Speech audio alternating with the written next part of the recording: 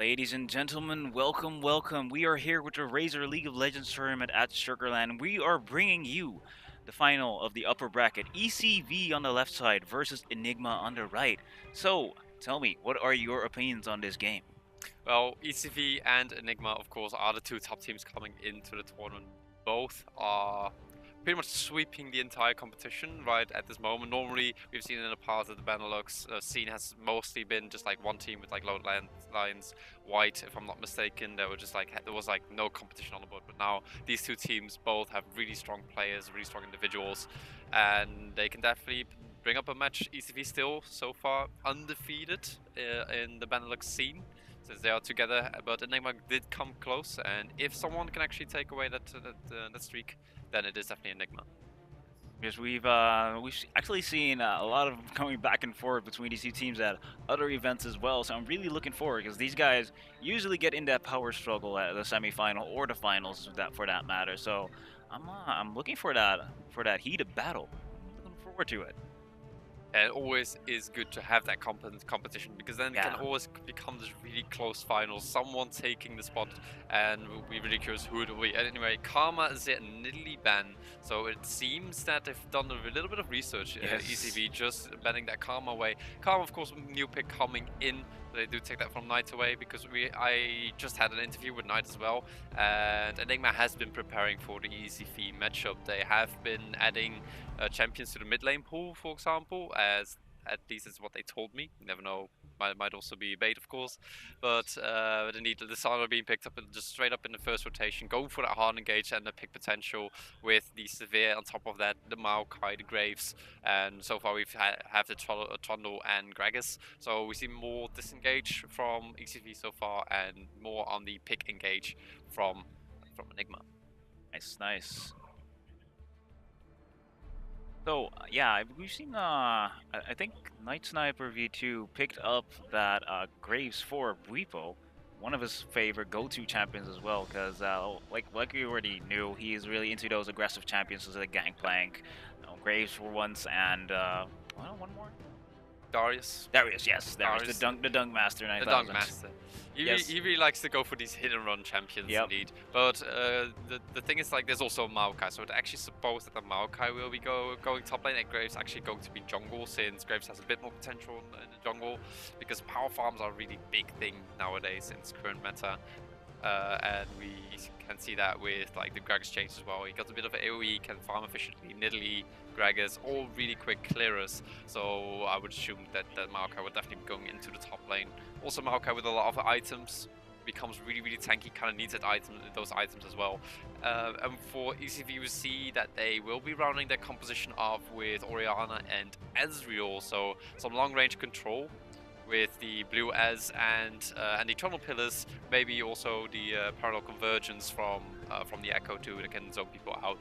So they're looking to isolate targets with the Gragas ultimate, block them off with the tunnel pillar, and even maybe have Orianna shockwave somewhere in order to get some type of disengage or engage, and just blow that target up and just DPS them down with Ezreal. But we do have a remake coming in. All those Night Snipers though, I just realized that they were like yeah. So there's some inside jokes going on here. So for those that I've explained this many times already, but you never know if someone has not watched the stream or anything. So it's going to explain it more like another time, probably another time tomorrow, since the final, the grand final will likely being Enigma ECV again. So, but I think that Enigma will be name changed again for the grand final.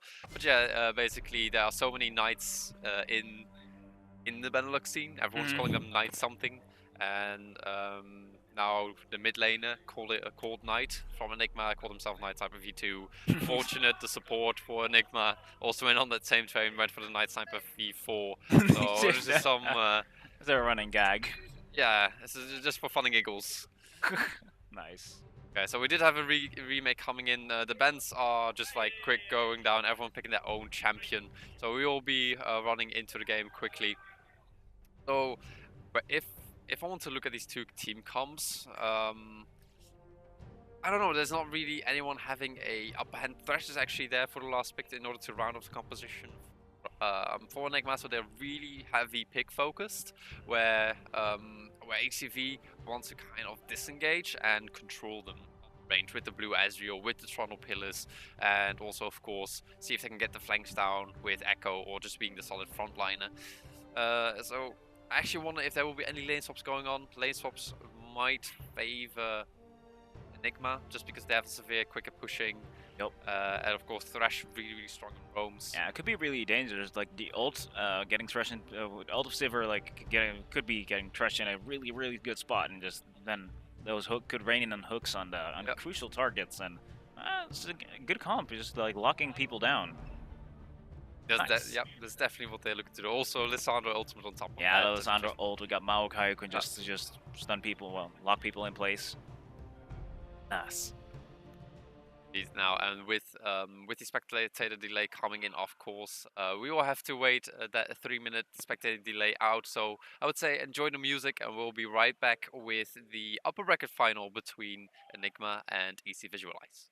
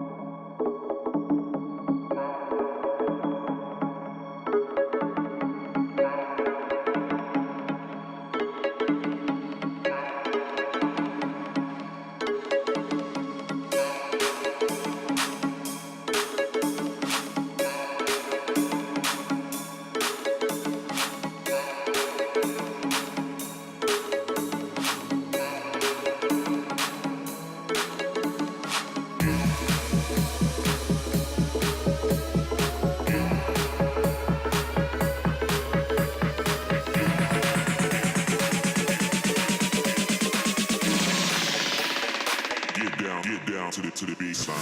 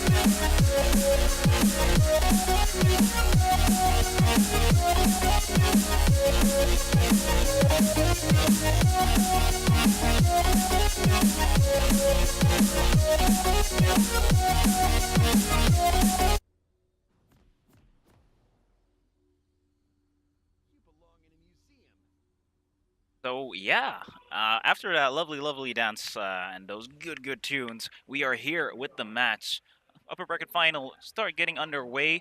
I wonder if we're gonna see some crude action plays in the beginning, but seeing that these teams are kind of like you know, on the same level, I'm wondering if they're gonna do something really, really risky. Up near the river, up ahead. They don't have any vision though, but Little sapling though, or a meow. What would we actually call a sapling that's a cat? Meowokai. Yeah, is it sapling? Yeah, meow sapling. Nah, doesn't really quite work. Quite work. Yonkai. It's an amazing game. It's definitely an amazing game. Anyway, it needs ECV going for the 5-man invade, just getting all that deep vision down. They do want to have knowledge if there will be a lane swap, so they get some good coverage on both the Raptor brush, then there is the currently banana brush behind the red buff, and then of course the lane itself. But now there is a clash. Ezreal getting real darn low, and nearly gets killed by that tick. And I kind of can't see the champion names. There we go. There we go. There we go. I was wondering who it was. I was like, Ezreal. But he got away with a sliver of health. But it was sliver. I see what you did there. I see what you did. I'm getting old. I already did this pun, guys. It's not fun anymore. No, don't overdo it too much. Don't overdo it too much, yeah. But two summoners being burnt on the side of ECV, where we see only one side of Enigma, so definitely a advantage for Enigma coming in this bottom lane. Just normal lanes, so no lane swap shenanigans going on right now.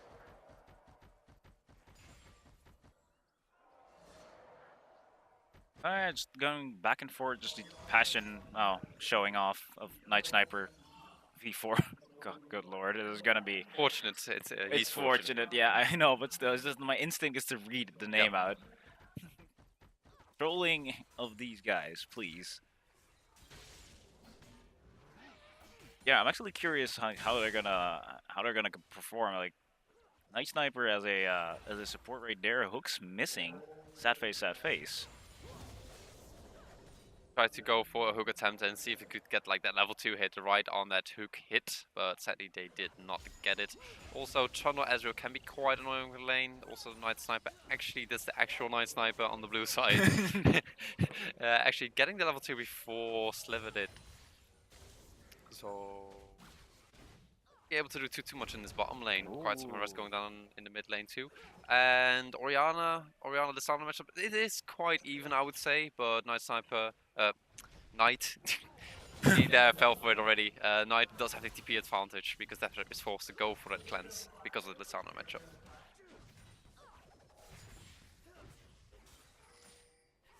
Now, just so I was going back and forth, I can understand you don't want to be too antsy in the first game of the, well, it is an important game, so I think you're just gonna feel each other out again, see what they learned from each other and stuff like that. But I don't know, judging by their history, they usually go all in at a certain point, so for now it's just going simple back and forth. Not much there. Meowokai. Quite low mana though. He's getting quite some harassing from Zedder, but returns the favor. Aggressive and dying. Not too much health will be dropped in this top lane, I'm afraid. Because Aggressive and dying, of course, stealing a bit of HP from your opponent, where Maokai also has it in his passive, technically, but just like a self heal, not really stealing life. It doesn't really deal extra damage, but just stealing, like gaining a bit of health back. And that's why we see Maokai a lot more now. Does had that little buff with the magic resist growth. On the mid lane, we do see that Buddha trying to get a bit of pressure down, but Deathrip actually did force a flash apparently. Deathrip puts on quite the hurt onto Knight.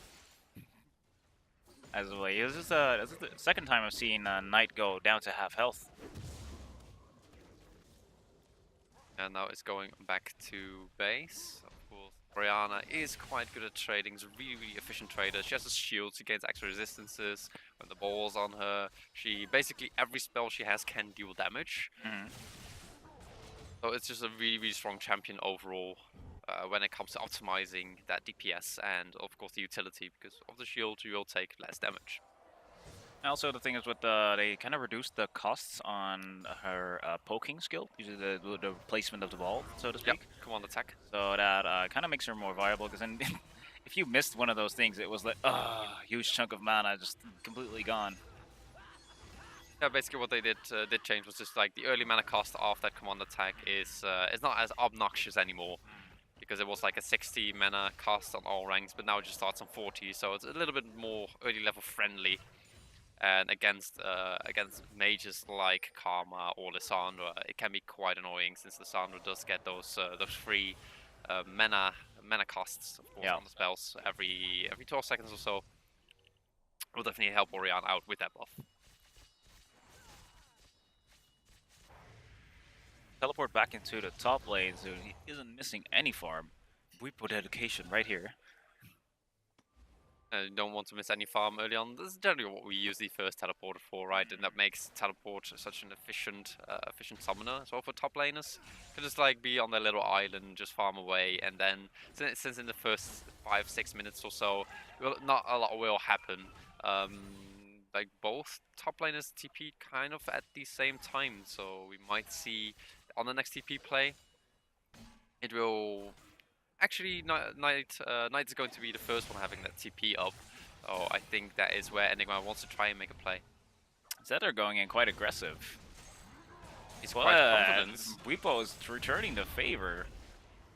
Huh. Yeah, facing off a Maokai early, it can be quite scary. Spirit's Cow already picked up too, so it's quite some HP and magic resist stacking on top of that, but that is a gank from Bruder coming in from the back, and actually Zedder has to burn his flash. Wizard will get away. No, the ult picks up for the first blood. Nicely done by Bruder and Bwipo at top lane. And this is the edge that Maokai has in this laning matchup, because his early game during the laning phase it's just more reliable than Echo's. Echo's kind of needs items before he can deal a lot of damage. He needs to scale his spells before it gets like a lot of cooldown reduction and a lot of base damage. Where Maokai is already sitting on a lot of base damage just right from the start. Also base damage, but also he has that utility with like the root, the little knock up pushback skill as well. So point and click. The point and click is just you can use. I want that person dead. Do it. just press the couple buttons and it will just do it for you. First blood for Bruder. This will definitely help him in his early item pickup. He is still sitting on almost 1.4k. Might be able to pick up maybe boots. Might go for the boots already this early. Just wants to go for as many rotations as possible. Just get from camp to camp really quickly, since he's already sitting on the Warhammer. Just like a lot of damage, extra cooldown reduction, and yeah, maybe, or he might just go for maybe Tracker's Knife, or if he decides to go aggressive, wants to counter jungle skirmish a Saber, who knows. So we will see in time what he wants to opt in for.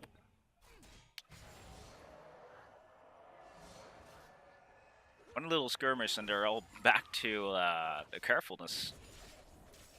Both of these teams don't anything away, because we know the competition between these two teams. Basically, the number 1 versus the number 2 team, where ECV is still undefeated up till now in the Benelux record.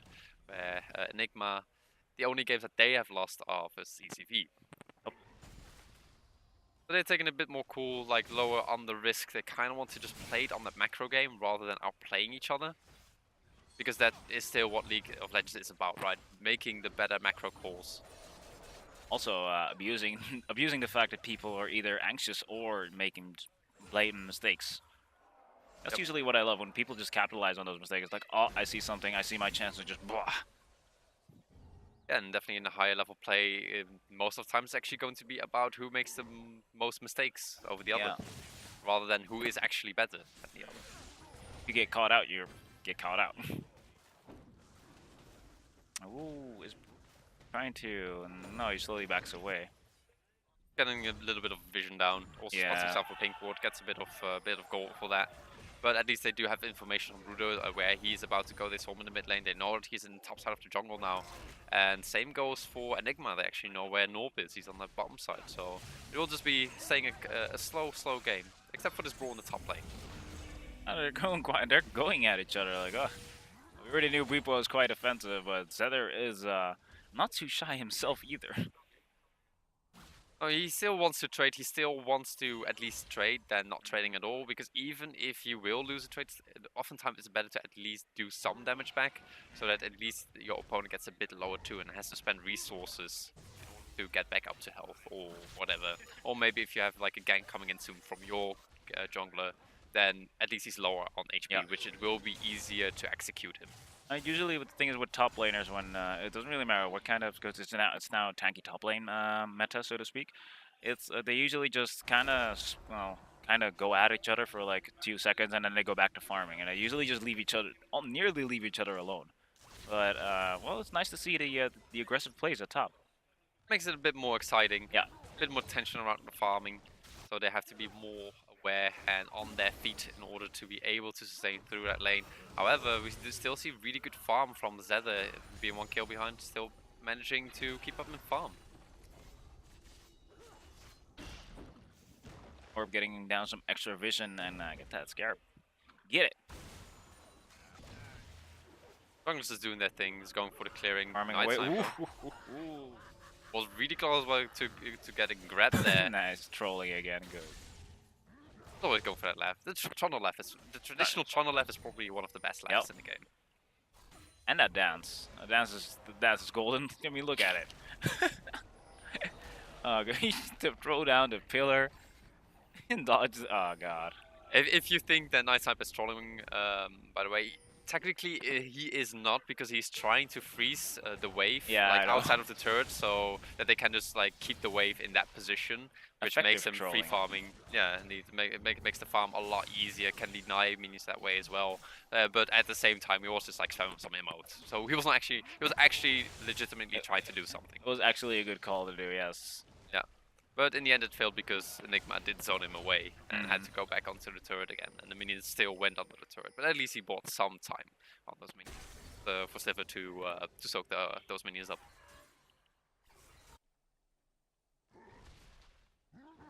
Ooh, see Brooder up in a brush coming in. Zedder has no choice but to retreat. Right. He's just like, yeah, okay, you just need to push it out, I get it. I'll just come in, help you push the wave so you can recall.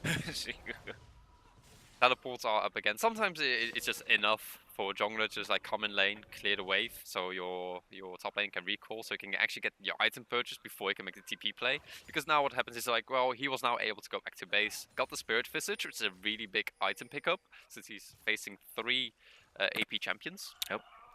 Now he's going to heal a lot, gets cooldown reduction, gets a lot of health and magic resist, and now they can make a play on the double TP, maybe even on the bottom lane.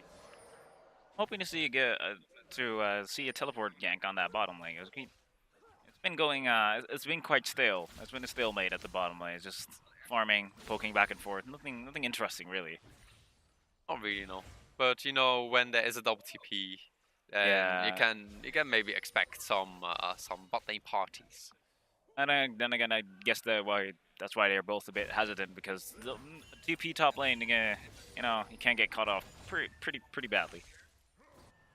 Enigma playing this one really safe though on the bottom lane, where I think they could actually easily bait something in that bot lane, but meanwhile Zedder actually getting quite a beating. Zedder, get away. Or not. Not. Or not. Or just fight him. Oh, Repo is taking quite the beating actually. Yeah, Echo is starting to slowly skill up now. He's starting to hit a couple items. He's starting to get levels, and that's the thing with Echo, right? Like, he scales with levels. At least when it comes to the tank Echo, you need levels on him, because then he gains a lot of base damage, he gains a lot of cooldown reduction on his abilities, and that is what is making him a bully. So, as we discussed before, Mao actually has that upper hand during the first couple levels, just because he's quite a bully of himself, where Echo needs a bit of time before he can actually achieve that state. Yeah, man, Echo can be so nasty. If it's tanky with all that movement and just that slowing and stunning and jeesh. Here we go, Zedder taking quite a bit of damage. Ooh, red team actually took that dragon. But in trade for that, it will actually easily getting the Rift Herald. And generally, the first dragons this early don't really matter as much, where Rift Herald can actually be more efficient overall, because you get the better push, you get the damage increase on one of your champions too. Yep. So this is where the push advantage can come in, and the turrets is what gives you gold. Dragon only gives you stats. and the hooks are not on point. It's kind of unfortunate. It indeed is. The funny story about that is like he used to be called Yeah, unfortunate. I know. Double pun. Double pun. Oh, Savage. Repo going in again on Zether. It's like they're going back. And put down to Hertz again, and Zether is forced to dash out a bit. Yeah, there's some. These two are just both quite scary. It's like they're taking hits, they were regenning quite a lot as well at the same time. Yep, and that's your top lane meta right at this point. Kinda reminds me of back in my day. Jarvan, I can help. The classics. Classics. There's a lot of roaming going around from Bruder's side here. Yeah, and I think you can also kind of see that in its CS, where Norb is actually winning on farm. He has not been doing too much of that scouting in the enemy jungle, see where the enemy jungler is, and rather has been more busy with actually farming himself up. Has runic echoes now as well as the jungle enchantment, so it will help us clearing a lot. Gains movement speed from that too. Might see some plays coming in further.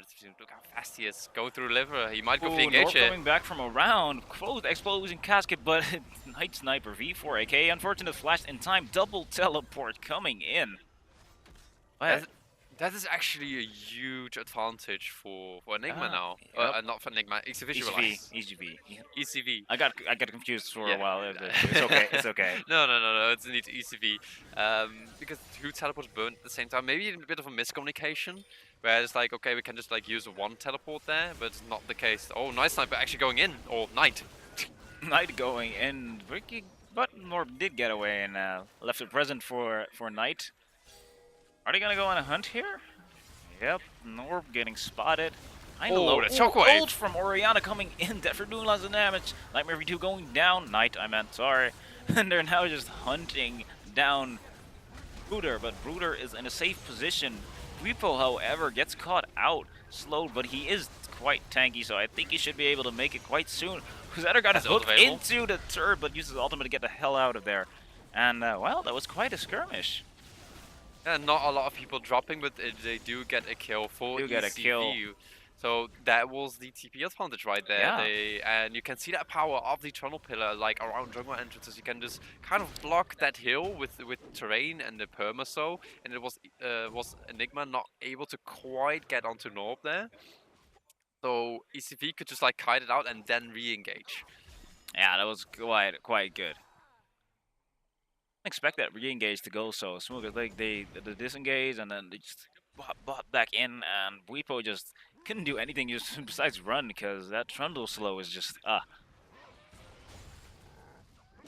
But on the other side, it is also good for Enigma that they didn't manage to get a lot out of that, because now the next time the teleport will be up, Enigma will be sooner, and will also be 2 teleports again. Yep. So that is a window for Enigma to use, and it's up to them how they want to use it. Maybe use it for like a Rift Herald or Dragonplay, but we will have to see about that. We will have to pay attention to how deep they can get that vision down, because they have to put it deep, because they want the flank teleports. Since it is a Maokai, it is the Summoner, you want to get behind your enemy. Yeah. Yeah, actually, yeah, it is easier to pull off with that 2 teleports. That's quite a threat, as you said. I mean, I'm seriously wondering how, or more like when they're going to use it, because I think ECV is well aware of that risk, so it's quite a threat. And in these moments that the teleports are, then it can go a little bit more aggressive, because also considering that there is another teleport on the side of Enigma, it means that one of the summoners will be replaced by that could have been an aggressive summoner or defensive summoner. So that's where the cleanse comes in. So Orion can go. Oh, Night Sniper going in aggressive. Tiger has taken quite some damage. Norb, however, circling around in the back. Are they looking for an explosive cast kit? Hook to minion. Quite some poke. Quite some poke indeed. Tiger's taking quite the beating. And Sliver is really low as well. On 2 items actually, Sliver, so he will be spiking up quite quickly, and that's why Blue Ezreal is really, really good overall. He has cheap items that bring him a huge power spike. Yep. So we can definitely look for ECV to use this advantage. And Bwipo going in with the aggressiveness as well, just giving him a little love thump from out that brush.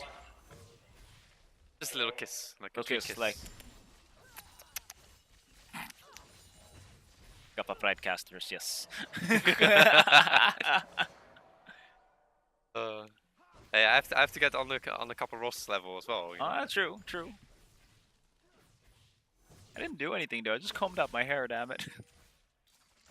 And it's beautiful. Stop! I'm blushing. I'm blushing. Bwipo going in again with the aggressiveness. I'm liking it. Bwipo just every time when he sees Zeta, it's like, "Arr, come here."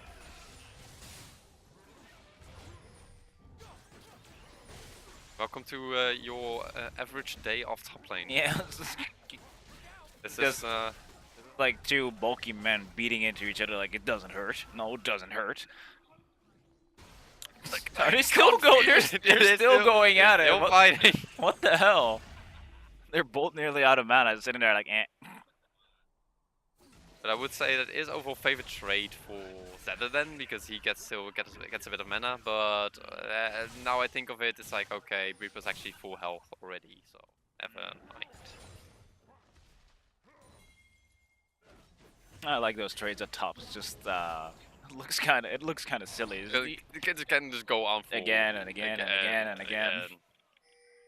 But eventually, later on, like in the very, very late game, it will likely be Zeta actually getting the favorite trades, because now we see that Bwipo is still winning those trades. But Echo is a champion, or like at least when it comes to the tank Echo, well, also actually AP Echo, that he just skills really, really hard with several items, like 3-4 items. You're going to feel him really, really hard. Where Maokai, he achieves the 2 items and then he kind of stays on that power spike of those 2 items. He doesn't really excel further, and that's where Echo actually starts to excel even more. Maokai usually hits that brick wall, that his limit, so to speak, regarding damage. If you want to build him efficiently as a tanky DPS kind of thing. But he is more utility focused, as I lastly remembered. I don't know if they've changed anything big about him. On Echo or the... on Maokai. Okay, no, it's just basically just like a little tweak on his saplings that they will actually spread instead of like kind of clump up to each other. So it's like more spread damage overall. And of course the magic resist growth per level that he gains now. Oh, nice. So he's actually pretty good when it comes to that tankiness, and given quite a boost in the heavy AP meta now. So he's kind of the anti-caster, kind of, so to speak, for the early game. Yeah, because Maokai has always been the champion. Yeah, he's kind of there, but it's like, yeah, we've also got these top laners that deal like tons and tons of damage.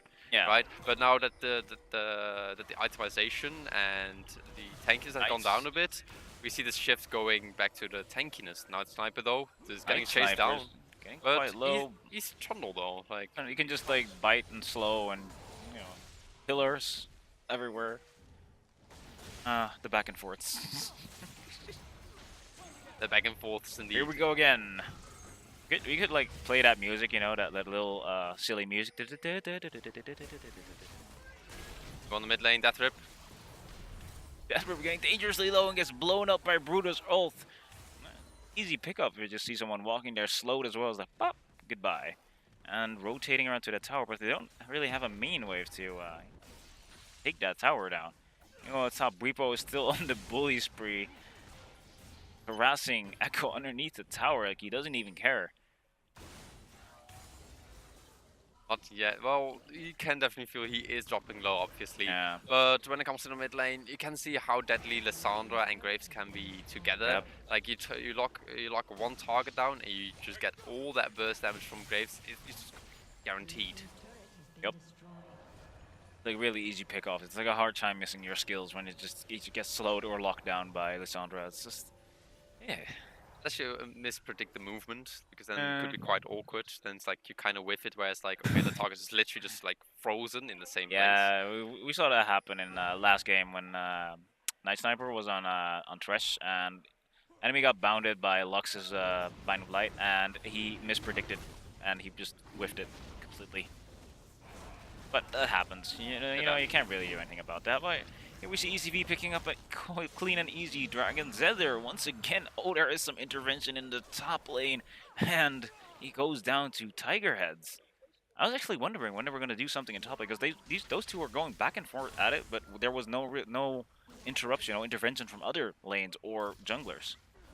Yeah, and now with Dragon being taken, of course, Baron is going to be a bigger threat, and apparently Enigma wants to contest the turret push, and it seems like the tempo advantage overall is in ECV's favor. They have the bigger wave, they get the turret slightly sooner, they do not continue the push though, and they're going for the recall.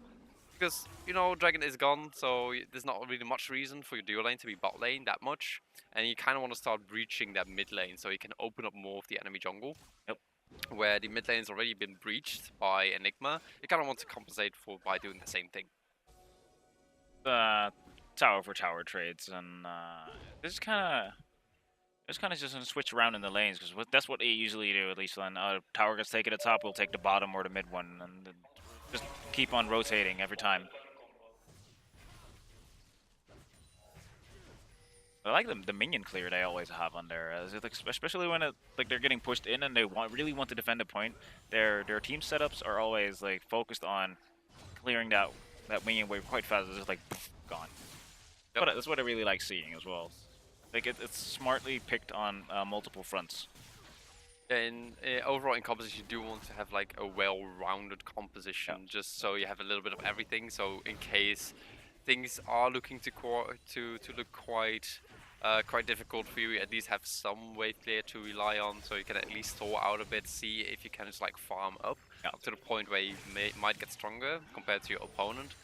And that's what we see in like the Ezreal, Gragas, Orianna, even Echo. So there's still enough wave clear on the board where they can still efficiently team fight. Meanwhile, Bwipo and Echo both rotated to the bottom lane. They just don't leave each other alone, do they? We are right now inverted. Inverted indeed. Top lane goes bottom. Top lane goes bottom. Bot lane was mid.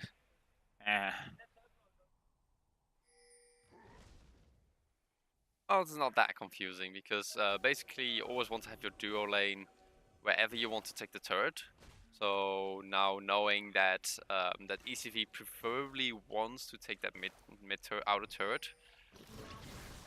We're getting oh, nice lantern save, but ult missed from Orianna, ult used from Ezreal as well. What Deathloop actually tried to do, he tried to use the shockwave just to interrupt the Thresh Lantern, but it was slightly too late. He had to go for the instant ult in order to get the burst down, because you still have that delay on the shockwave, but the time was not quite there, sadly. It was a nice plan, a nice strategy right there. Ooh, ult coming down from Sivir. Are they gonna try something here? Night Sniper beats. Knight is getting down with the ult. Taking out again, Tiger Heads picks up Sliver, gets a double kill onto Gragas. Yeesh, gets a triple kill onto Echo. What a monster. And they're gonna rotate to Baron. Yeah, great engage. Great engage. From Enigma, just getting into the backline. That's what they want to do. That's what they're looking to do. They just want to go behind them, get the Lissandra ultimate down, lock people down with the Maokai, and just burst people with Graves, and then have Severe as the cleanup damage. And from this great call, they can actually get the Baron, and now they are in a really good position. And this is where ECV are actually in a really bad spot. So this might be the game where ECV actually gets beaten for the first time, or at least dropping a game. Of course, it's a best of 3, so even after this game, it's not quite over yet, but still, taking a game away from an undefeated team is quite impressive. Yeah, it's quite impressive indeed. I mean, they kind of use the same kind of style ECV uses in their own gameplay, and they pick it and use it against them, like skirmishes, objectives, and basically they're just giving them a taste of their own medicine. Yep, and that is where the planning from Enigma comes in. They did prepare, they had a lot of plans coming into the game, also in the interview that will probably be uploaded later, might actually be up already, where we had an interview with Knight, the mid laner of Enigma, basically telling them how they kind of prepared on the ECV match, and they were quite confident they could actually pull it off to beat them. Well, I'm taking their word for it right now. Really, really impressive. So far, it seems that it is definitely working out for them, and I'm actually excited to see how this game will end up overall. Oh, Weepo. Going in with the aggressiveness, he's just not unrelenting. Meanwhile, mid lane, people are getting a bit cocky. Ult going in from Gragas, pushing Bruder into the enemy, forced to flash. Oh, coming down from Orianna. Oh my god, Tiger picks up the kill onto Trundle. Sliver getting down really, really low. That Rip is in the wrong place as well. And Sliver picks up the double kill. Oh. And a triple kill onto Orianna. Christ. Oh, Zeder at least gets one. Ooh, Zeder got way out of position, gets shut down by Echo. Oh, good lord. They actually might be able to end it. Yeah, I think they are able to end it They here. might actually be able to end it. They have Baron buff, they're taking the inhib, they do have a wave, also death time is being over 15 seconds still. They do have a Graves that can take turrets really, really quickly. They're pushing one down, one tower, main wave still intact, moving down the second tower. And they're actually taking it. They're going for the finish. They're going for the finish, guys. Holy shit. It only took one mistake, and it got turned around. One misposition, and they turned this game into a win instantly. What a nice game. Enigma pulling off a great strategy, coming in with a double TP, the lockdown, their draft was really, really solid. And I think ECV tried to tunnel too hard on the Echo pick, where they might have not fully prepared it, because apparently now Deathrip was forced to go onto a pick onto such as Orianna. Azir was out of the draft, obviously, also Lulu being out of the draft, because both Knight and Deathrip are Lulu players. And also saw Karma Ben coming in from ECV, so what utility mid laners are left? Well, there's Lissandra and there's Orianna. So where ECV went for the first pick, Echo, Enigma was like, okay, then we just take away the Lissandra and then no mid laners left for you. We take it away. And that's what really hurt there, and you noticed it in the team fights and everything. Wow, it was a really nice strategy, great execution, and they just kept the pressure on the kettle, so to speak. Yeah, very nice game. Indeed. With that, I think it's time to wrap up this game because there's still more to come. Guys, be excited. I am excited. Okay, we will be right back. We're going to be a little bit of a music break, and we will be setting up game 2 of the best of 3 between ECV and Enigma, and of course Enigma being up 1-0. Be right back.